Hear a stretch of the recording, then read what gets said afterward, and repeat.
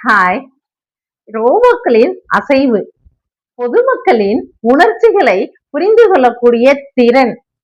அப்புறம் மூணாவதா பொதுமக்களோட எப்படி தொடர்பு கொள்ளும் இந்த ரோபோக்கள் அப்படின்னு சொல்லிட்டு அத ஆய்வு செய்யணும், ஒரு ஆராய்ச்சி செய்யணும் அப்படின்னு நம்ம விஞ்ஞானிகள் முடிவெடுத்தாங்க.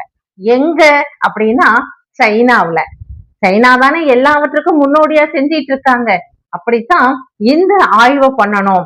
பொதுமக்களோட உணர்ச்சிகளை எல்லாம் அது புரிந்துக்குதா, அதுக்கு அந்த அளவுக்கு எப்படி திறன் இருக்கு, அதனுடைய திறனுடைய அளவு எவ்வளவு, அப்புறம் பொதுமக்களோட எப்படி தொடர்பு வைத்துக் கொள்ளும் அப்படிங்கறத பத்தி எல்லாம் ஆய்வு செய்வதற்காக ஒரு ரோபோவை கொண்டாந்து ரோட்ல விட்டாங்க. எப்படி விட்டாங்க அப்படின்னா, மண்டி போட்டு உக்காந்து இருக்கு ரோபோ. மண்டி போட்டு முழங்காலிட்டு எப்படின்னா பிச்சை எடுக்கிற மாதிரி உக்காந்துருக்கு. அதுக்கு பக்கத்துல ஒரு பாத்திரம் வச்சிருக்காங்க.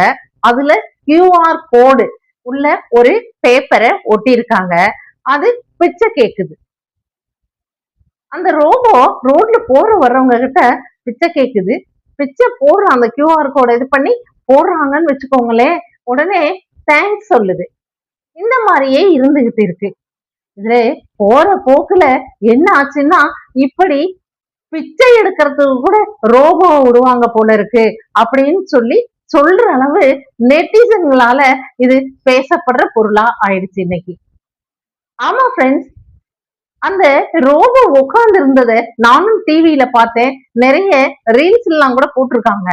அதை பார்த்த உடனே என்னடா இது, ரோபோ வச்சு கூட பிச்சை எடுக்கிறாங்களா, இல்ல ரோபோவே பிச்சை எடுக்க வந்துருச்சா அப்படின்னும் நமக்கு தோணுச்சு.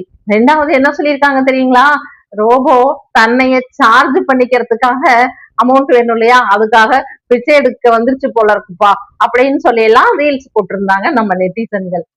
பாருங்களேன், எவ்வளவு பெரிய ஹையஸ்டா இருந்தாலும் அத ஆய்வுக்காக எப்படி எப்படி எல்லாம் உட்படுத்தி கொண்டு வந்துதான் பொதுமக்கள் கிட்ட வெளியில விடுறாங்க விஞ்ஞானிகள் இல்லையா.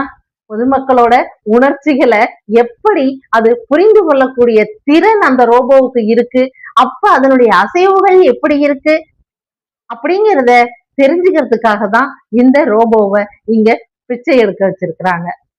பாருங்க என்னென்னவெல்லாமோ நடக்குது. ஒரு நாள் நம்ம வீட்டிலையும் ரோபோல வேலைக்காரங்க கண்டிப்பா இருக்கதான் போறாங்க ஒவ்வொரு வீட்டிலையும். ஆமாதானே? ஆமாதான் ஃப்ரெண்ட்ஸ். பாய்.